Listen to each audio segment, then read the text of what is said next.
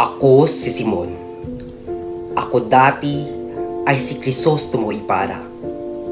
Galing ako sa Europa at pumunta ako ng Pilipinas para magtayo ng paaralan para sa aking bayan sa San Diego.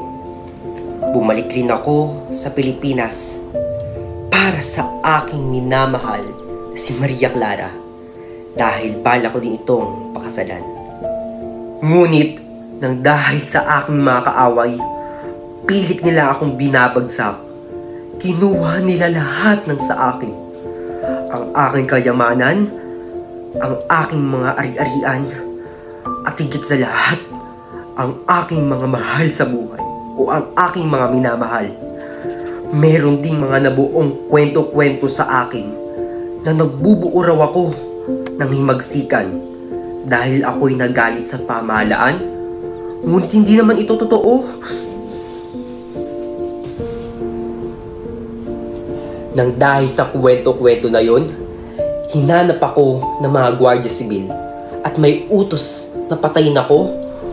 Nang dahil doon, nagsakripisyo ang aking matalik na kaibigan na si Elias para iligtas ako.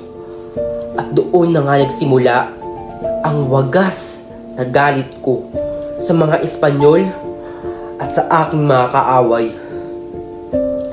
At doon na nga nagsisimula ang aking paghihiganti.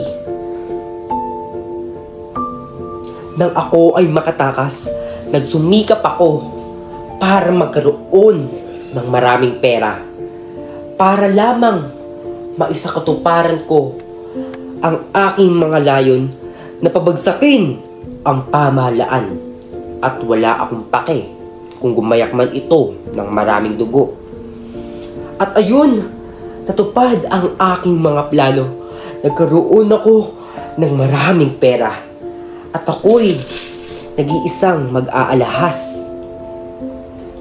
Sa pamamagitan ng aking maraming pera, nagkaroon ako ng magandang pwesto. At ako'y naging tagapagpayo ng Gobernador General. At nang dahil doon, maaaring gamitin ko iyon sa aking plano.